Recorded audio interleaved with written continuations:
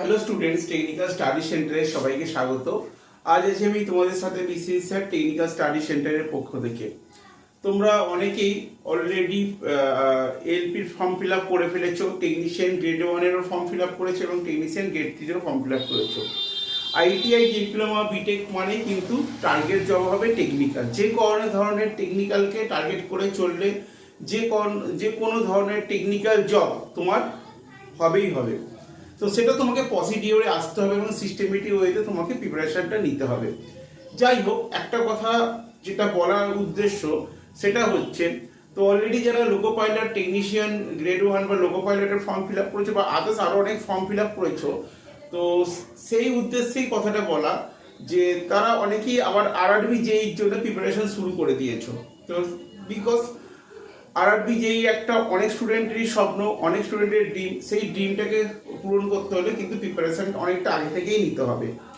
যাই হোক, এই আরআরবি যেই কথাটা কেন উঠলো, এই প্রসঙ্গটা কিসের জন্য? কারণ একটা জিনিস যেটা বুঝতে হবে যে আরআরবি যেই হচ্ছে একটা মানে কি বলবো, যে যেই সেকশনের মানে জুনিয়র ইঞ্জিনিয়ারের একটা বিশাল বড় পার্ট, মানে সেখানে একটা এক্সামিনার বা একটা আরআরবি সংস্থা তোমাকে যথেষ্ট বাজিয়ে নেবে যে তুমি বা তোমার মধ্যে টেকনিক্যাল জ্ঞান কতটা আছে বা টেকনিক্যাল নলেজ কতটা আছে, বা তোমাকে যে পদটার জন্য নেওয়া আছে তুমি কতটা এফিসিয়েন্ট সেই পদের জন্য। তো সুতরাং এইটা যাচাই করতে হলে আরআরবি জেইই কিন্তু তোমাকে সেই কোশ্চেনের মধ্যে দিয়ে যাচাই করতে হবে বা তোমাকে সিলেবাস বা সাবজেক্টের উপর দিয়ে যাচাই করতে হবে।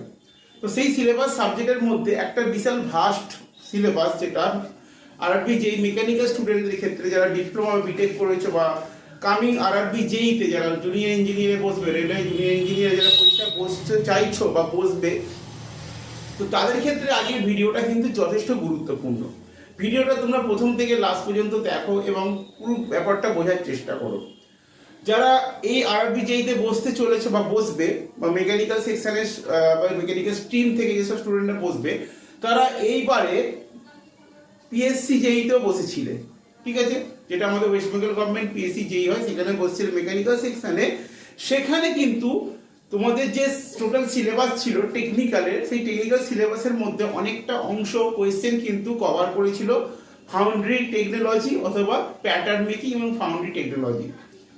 এই একটা সাবজেক্ট অনেক স্টুডেন্টই কিন্তু স্কিপ করে চলে যায়, অনেকের নলেজের মধ্যে থাকে না, অনেকেই ব্যাপারটাকে গুরুত্ব দেয় না। কারণ একটা জিনিস তোমরা ভাবো যে মেকানিক্যাল সেকশনে জুনিয়র ইঞ্জিনিয়ার জব বা এখান থেকে কোশ্চেন আসবে মানেই থার্মোডাইনামিক্স থেকে আসবে, ফ্লুইড থেকে আসবে, নজেল থেকে আসবে, বয়লার থেকে আসবে, কম্প্রেসার থেকে আসবে, হিট মাস ট্রান্সফার থেকে আসবে, হিট ইঞ্জিন থেকে আসবে, আইস ইঞ্জিন থেকে আসবে। কিন্তু এগুলোর সাথেও কিন্তু ফাউন্ডারি টেকনোলজি বা প্যাটার্ন মেকিং একটা বিশাল বড় পার্ট। কারণ উইদাউট আমাদের যেরকম মেকানিক্যাল সেকশানে আমাদের বিভিন্ন ফাউন্ড্রিতে সেকশানে যে আমরা মেকানিক্যাল ওয়ার্কগুলো করছি মেটাল রিলেটেড, সেই মেটালকে তৈরি করার যে সিস্টেম ফাউন্ড্রি এবং সেটাকে শেপে আনার যে কাজ, সেটা হচ্ছে তোমার প্যাটার্ন। তো এই দুটো রিলেটেড জায়গা তোমাদের না জানলে কিন্তু আরআরবি জেই কমপ্লিট হবে না। কারণ হচ্ছে যেই সেকশানেও কিন্তু এই প্যাটার্ন মেকিং এবং ফাউন্ডারি টেকনোলজি থেকে যথেষ্ট পরিমাণে কোশ্চেন আসার তোমাদের সম্ভাবনা আছে। তো লাস্ট পিএসসি জেইতে অনেকেই পরীক্ষায় বসে সেখানে অনেকটাই মানে পাজেলড হয়ে গেছিল, কারণ অনেকেই প্যাটার্ন মেকিং টেকনোলজিটা পড়া ছিল না বা ওখানে অনেক রকম কোয়েশ্চেন এসেছিলো, অনেকে অ্যান্সার করে আসতে পারোনি। তো সেই ভুলটা যাতে আরআরবি জেই ক্ষেত্রে না হয় সেটা আমাদের দেখে নিতে হবে। যাই হোক, আসা যাক আসল সাবজেক্টে। তো আজকে আমাদের আলোচ্য বিষয় হচ্ছে প্যাটার্ন মেকিং এবং ফাউন্ডারি টেকনোলজি।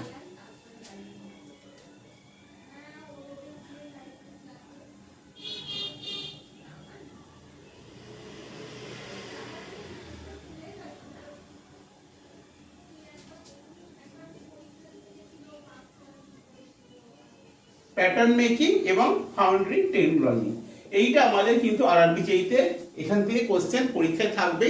এবং থিওরি পার্টটা কোন জায়গা থেকে পড়লে বা কোন জায়গাটা তোমাদের কমন আসতে পারে সেইটাই আমাদের আজকে আলোচ্য বিষয়। যেমন এতটা টুকুন অংশ পড়বো সেখান থেকে যেন আমি 100% কমন পাই, ঠিক আছে? তো বিটেক স্টুডেন্ট বা মেকানিক্যাল ডিপ্লোমা স্টুডেন্টদের কিন্তু এই জায়গাটা স্কিপ করলে হবে না। যাই হোক, তো প্যাটার্ন মেকিং বা ফাউন্ডারি টেকনোলজির মধ্যে যেটা সব থেকে বড় পার্ট হচ্ছে প্যাটার্ন মেকিং। কারণ ফাউন্ডারিতে আমরা যে মেটালটাকে মোল্ড করব, সেই মোল্ডিং এর মধ্যে কিন্তু প্যাটার্ন যদি না হয় আমরা ফাউন্ডারির সাথে উইদাউট প্যাটার্নে কাজ করতে পারি না। তাই যে এখানে প্যাটার্নের সাথে ফাউন্ডারি কিন্তু যথেষ্ট একটা রিলেশন বা সম্পর্ক আছে।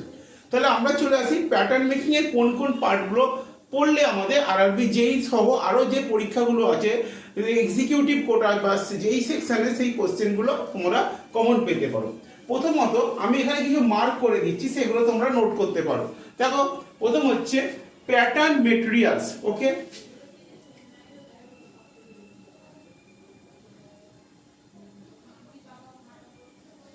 প্যাটার্ন মেকিং মেটেরিয়ালস বা প্যাটার্ন মেটেরিয়ালস, ঠিক আছে, use and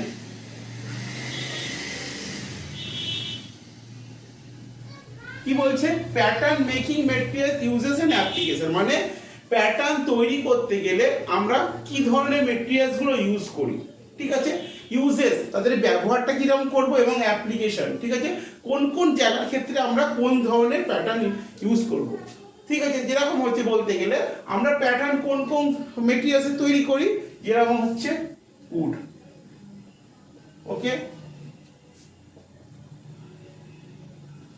metals, then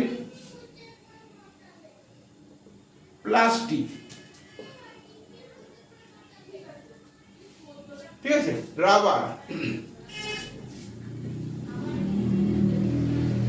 plaster এবং ওয়াক্স, ঠিক আছে।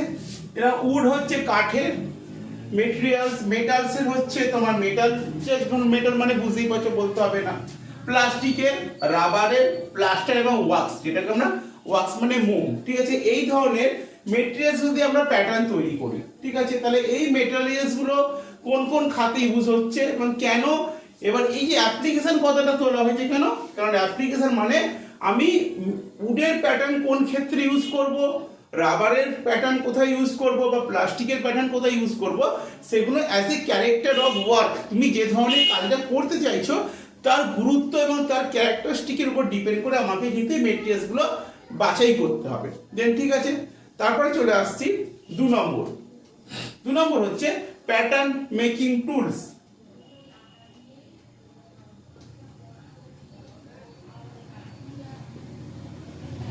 বিশাল একটা ইম্পর্টেন্ট পার্ট, কারণ আমি প্যাটার্ন তৈরি করব উইদাউট হ্যান্ড টুল ছাড়া আমার কিন্তু প্যাটার্ন তৈরি হবে না।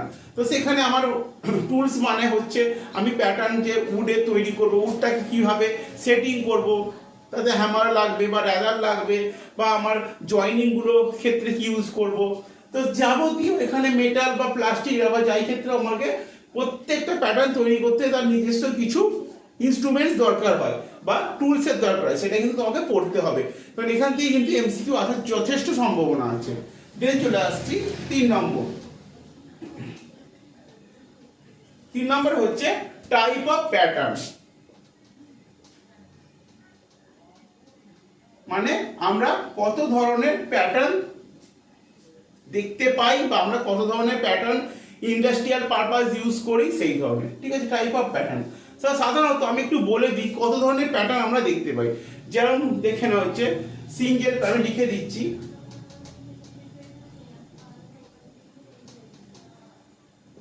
সিঙ্গেল প্যাটার্ন,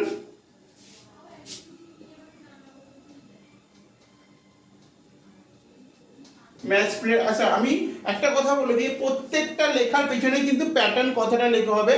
অনেকগুলো যেহেতু প্যাটার্ন আছে, আমি প্যাটার্ন কথাটা লিখছি না, শুধুমাত্র পয়েন্টগুলো তুলে দিচ্ছি। যেরকম single pattern, match plate pattern,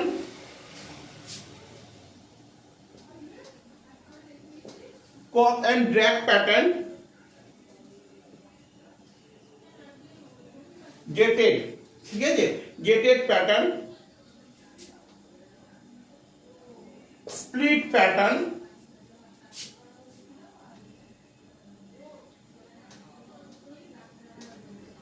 segmental pattern, shell pattern, ঠিক আছে, আরো আছে সেল প্যাটার্ন। তারপর হচ্ছে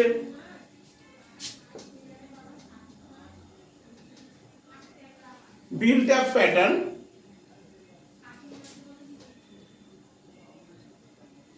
সুইপ SWEEP সুইপ প্যাটার্ন এবং box up pattern, lag pattern, lag pattern এবং লুজ পিস।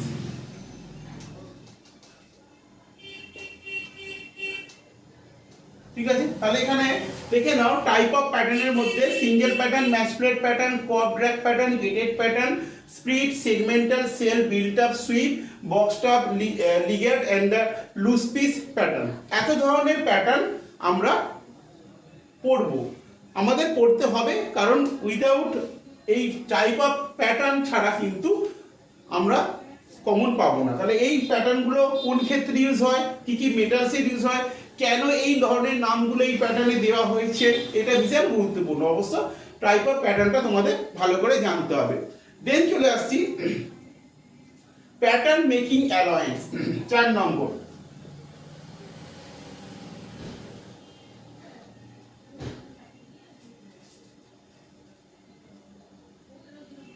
ঠিক আছে, প্যাটার্ন মেকিং অ্যালায়েন্স। আচ্ছা, একটা কথা বুঝে নাও, অ্যালায়েন্স, টলারেন্স, ঠিক আছে, এইসব কথাগুলো কোন ক্ষেত্রে আসে? বিশাল একটা মাইনিউট এরিয়া, ঠিক আছে, যেখানে আমার খুব সূক্ষ্ম থেকে সূক্ষ্মতর কাজ হবে, সেখানে আমরা অ্যালায়েন্স বা টলারেন্স এই জাতীয় কথাগুলো উল্লেখ করি।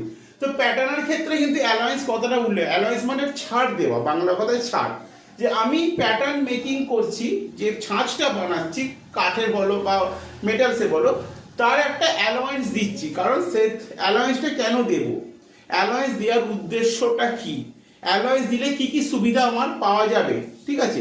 তো এই যাবতীয় জিনিসগুলো আমরা অ্যালায়েন্সের ক্ষেত্রে দেখবো। তাহলে প্যাটার্ন তৈরি করতে হলে আমি যে প্যাটার্নের সঙ্গে যে বাউন্ডারির কাজটা করব, তাতে একটা অ্যালায়েন্স দেওয়া থাকবে, আর সেই অ্যালায়েন্সটা কত জানতে হবে এবং কোন কোন অ্যালায়েন্স আমরা দিয়ে থাকি সাধারণত, ঠিক আছে।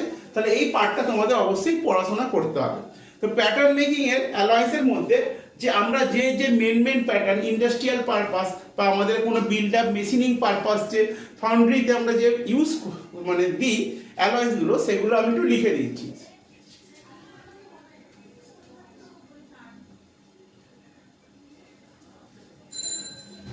প্রথমটা হচ্ছে সিঙ্কেজ অ্যালায়েন্স। আমি অ্যালায়েন্স কথাটা লিখছি না, আমি শুধুমাত্র লিখে দিচ্ছি যে তোমাদের মেন পয়েন্টগুলো।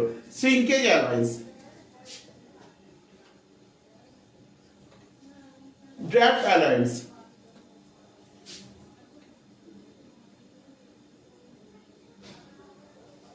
মেশিনিং অ্যালায়েন্স মানে মেশিন করা বা মেশিন অবস্থায়, আমরা বিভিন্ন যখন মেশিন করি জবে, যেটা জব মেশিন মেশিন করা মানে বলতে ধর বোঝাচ্ছে আমরা একটা কোনো ফাউন্ডারিতে কোনো মানে সেফ জবের অবজেক্ট তৈরি করার পর সেটাকে আমরা কি করি, স্মুথ ফিনিশ করি বা সারফেস ফিনিশ করি। সেটা আমরা বিভিন্ন প্ল্যানার মেশিন, শেপিং মেশিন, বিভিন্ন যে মেশিনগুলো, যে মেশিনে আমরা শেপটা তৈরি করি, তো তার হচ্ছে মেশিনিং পজিশনটা, ঠিক আছে। তাতে একটা আমরা অ্যালায়েন্স দিয়ে থাকি।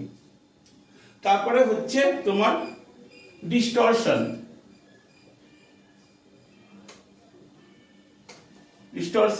এবং হচ্ছে র্যাপিং।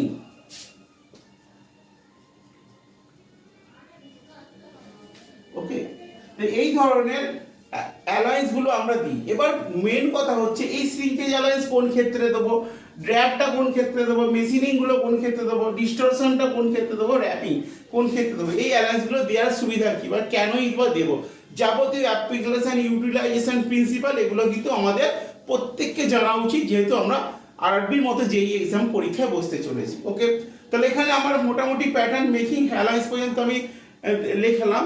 এবার পরের পার্টটা চলে আসছে। অবশ্যই আমি উপরে একটু মুছবো, কারণ আমার এখানে লেখার যথেষ্ট স্পেস নেই। তো আমি পরের পয়েন্টে চলে আসছি। পরের পয়েন্টে হচ্ছে তোমার 5 নম্বর পয়েন্ট। 5 নম্বর পয়েন্টে হচ্ছে তোমার মেথড অফ কনস্ট্রাকশন প্যাটার্ন।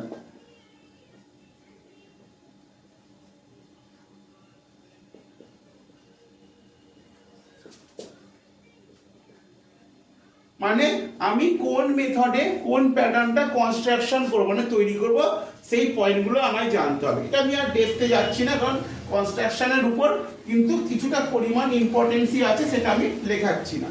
ওকে, দেন পরের পয়েন্টে চলে আসছি, খুব ইম্পর্টেন্ট হচ্ছে কোর বক্স। ওকে, কোর বক্স, তোমরা এই কোর বক্স কথাটা অনেকেই শুনেছো। ফাউন্ড্রিতে কোর বক্স ছাড়া কাজ হবে না। আর এই কোর বক্সটা কি, কেনই বা কোর বক্স তৈরি করব, ফাউন্ড্রির সাথে কোর বক্সের রিলেশন কি, কোর বক্স কি মেটেরিয়ালসের তৈরি হয়, তাতে কি কোনো অ্যালায়েন্স দেওয়া থাকে, এই যাবতীয় কোশ্চেন কিন্তু কোর বক্স থেকে তোমাকে জানতে হবে। এইখান থেকে যথেষ্ট পরিমাণে এমসিকিউ হয়। আচ্ছা, কোর বক্সের মধ্যে আমরা কত রকম কোর বক্স নিয়ে সম্ভবত ফাউন্ড্রিতে কাজ করি, যেরকম হচ্ছে লিখে দিচ্ছি।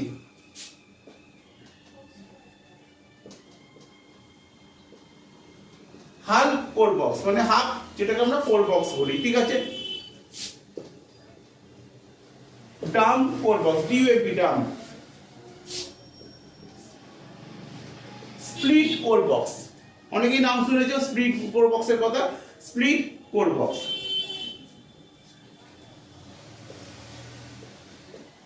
স্ট্রিকেল কোর বক্স, এটা এক ধরনের core box, strickle core box. এবং রাইট হ্যান্ড, মানে আমি শর্টে লিখছি right hand and left hand core box, ঠিক আছে। এই এত ধরনের কোর বক্স আমরা নর্মালি ফাউন্ড্রিতে ইউজ করে থাকি। এবার তোমাকে একটু ডেপথে ঢুকতে হবে, হাফ কোর বক্স কোথায় ইউজ করবো, ডাউন কোথায় করবো, কোন ধরনের কোর বক্সগুলো কোথায় কাজে লাগবে, এগুলো কিন্তু জানতে হবে, ঠিক আছে। দেন চলে আসছি যে আমাদের পরের পয়েন্টে চলে আসছি।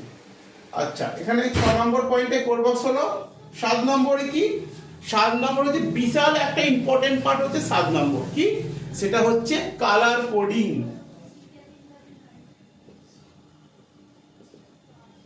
এই কালার কোডিং অফ প্যাটার্ন, দেখবে তোমরা যে কোনো পরীক্ষায়, অনেক পরীক্ষায় বসেছো, সেখানে কিন্তু কালার দিয়ে কিছু কোয়েশ্চেন আসে। আর এখান থেকে কালার থেকে একটা কোয়েশ্চেন যে কোনো যেই পরীক্ষা থাকে, কি এই কালার কোড।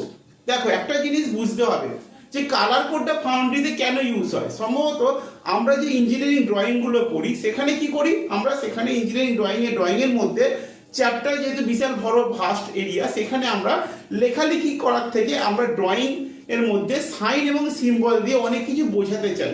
এটা আমরা ইঞ্জিনিয়ারিং ল্যাঙ্গুয়েজ বলি, কারণ সেই সাইন সিম্বল দিয়ে আমার পুরো প্ল্যানটা বা ড্রয়িংটা বোঝানো হয়।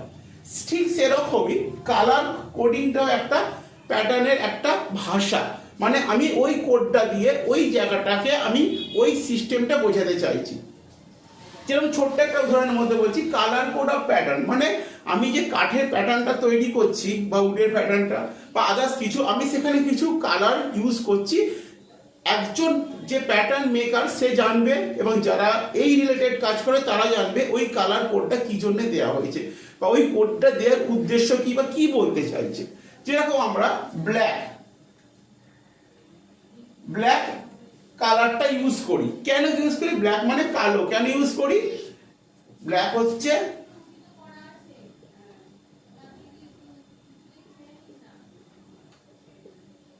আনফিনিশ পোর্শন, মানে যে প্যাটার্নটা তৈরি হয়েছে এবং যেখানটা তোমার ফিনিশ হয়নি সেখানটা আমি ব্ল্যাক কালার দিয়ে দিলাম। তার মানে যে ইঞ্জিনিয়ার সেও বুঝলো বা যে প্যাটার্ন মেকিং সেও বুঝলো এখানটা কিন্তু black colour means unfinished portion. আচ্ছা, রেড কালার কেন দেওয়া হয়, রেড কালার দেওয়া হয় মেশিন পোর্শন, মানে ওই জায়গাটাকে তোমাকে মেশিনিং করতে হবে। তার মানে তুমি সেখানে লেদে তুলতে পারো, বা তুমি সেটা সেপারে করতে পারো, প্ল্যানারে করতে পারো, বিভিন্ন সিস্টেমে তুমি এটা মেশিনিং করবে। তাই জন্য এটা রেডটা মেশিনিং এর ভাষাটাকে বোঝানো হয়। দেন হচ্ছে রেড স্ট্রিপ, ঠিক আছে। এই রেড স্ট্রিপ মানে লালের লম্বা লম্বা স্ট্রিপের দাগ। এই ধরনের রেড স্ট্রিপ দিয়ে কি বোঝানো হয়, নিশ্চয়ই কোনো মানে আছে। তো রেড স্ট্রিপ দিয়ে বোঝানো হয় কোর প্রিন্ট। ওকে, কোর প্রিন্ট বোঝানো হয়। দেন হচ্ছে ইয়েলো, হলুদ, ওই হলুদ রং। কেন প্যাটার্নে হলুদ রং আমরা ইউজ করব, কারণ হচ্ছে এটা কিন্তু রেড স্ট্রিপটা আমরা লুজ পিসের, আমরা একটু ভুল করে ফেললাম, অ্যাকচুয়ালি রেড স্ট্রিপ আমরা লুজ পিস হিসাবে ইউজ করি। লুজ পিস মানে প্যাটার্নের তো বিভিন্ন অংশ হয়, জোড়া লাগিয়ে আমরা প্যাটার্নটাকে বড় করতে পারি বা কোনো পার্টকে বাদ দিতে পারি। সেই লুজ পিসটা আমরা রেড স্ট্রিপ দিয়ে বর্ণনা করি এবং ইয়েলোটা কি দিয়ে করি, এটা কোর প্রিন্ট, ঠিক আছে। তো এরকম ভাবেই আমরা আরো অনেক কালার আছে, যেরকম স্টপ অফ, যেরকম ব্ল্যাক স্ট্রিপ দিয়ে স্টপ অফটাকে নির্বাচন করা হয়। এরকম অনেক কালার, ব্লু কালার ইউজ করা কোনো জায়গাতে, যে তোমার হচ্ছে ডার্ক ব্লু ইউজ করা, কি এগুলোর কিন্তু প্রচুর মানে আছে। তো সেগুলো যখন আমরা ডেপথে পড়বো সব জানতে পারবো। যাই হোক, আজকে এই প্যাটার্ন মেকিংটা পর্যন্ত আমি লেখালাম। পরে একটা ক্লাস বা যেটা একটা ভিডিও করব শুধুমাত্র ফাউন্ডারি টেকনোলজির উপরে, কারণ ফাউন্ডারিটা কিন্তু বিশাল বড় একটা ভাস্ট চ্যাপ্টার, ওটা কিন্তু ডেপথে আরো ঢুকতে হবে। সুতরাং ফাউন্ডারি এবং প্যাটার্ন দুটোর সাথে রিলেটেড। পরে ভিডিওটা আমরা ফাউন্ডারি টেকনোলজির উপর করবো। যাই হোক, এই হলো প্যাটার্ন। এই প্যাটার্নের এই জায়গা থেকে কিন্তু এমসিকিউ কোশ্চেন তৈরি হবেই, এবং প্যাটার্নের এই থিওরি পার্টটা প্রত্যেকটা আইটিআই, ডিপ্লোমা বা বিটেক স্টুডেন্টদের কিন্তু জানতে হবে। এখান থেকে কিন্তু আগত অনেক টেকনিক্যাল পরীক্ষায় কোশ্চেন আসার সম্ভাবনা আছে। বিশেষ করে ডিপ্লোমা স্টুডেন্ট এবং বিটেক স্টুডেন্ট যারা এক্সিকিউটিভ কোটা বা যারা আরআরবি জুনিয়র ইঞ্জিনিয়ার বা পিএসসি জেই থেকে শুরু করে, বা তোমার এসএসসি জেই, বা ইভেন তোমার কলকাতা পোর্ট ট্রাস্ট বা অ্যাসিস্ট্যান্ট, সাব অ্যাসিস্ট্যান্ট ইঞ্জিনিয়ার, তাদের এই ধরনের প্যাটার্ন বা ফাউন্ডারি থেকে কোশ্চেন থাকবে। যাই হোক, ভিডিওটা যদি ভালো লাগে লাইক, শেয়ার, কমেন্টস করো, এবং তোমরা টেকনিক্যাল স্টাডি সেন্টারের চ্যানেলের সাথেও আমরা ভিডিওটা এখানেই স্টপ করছি।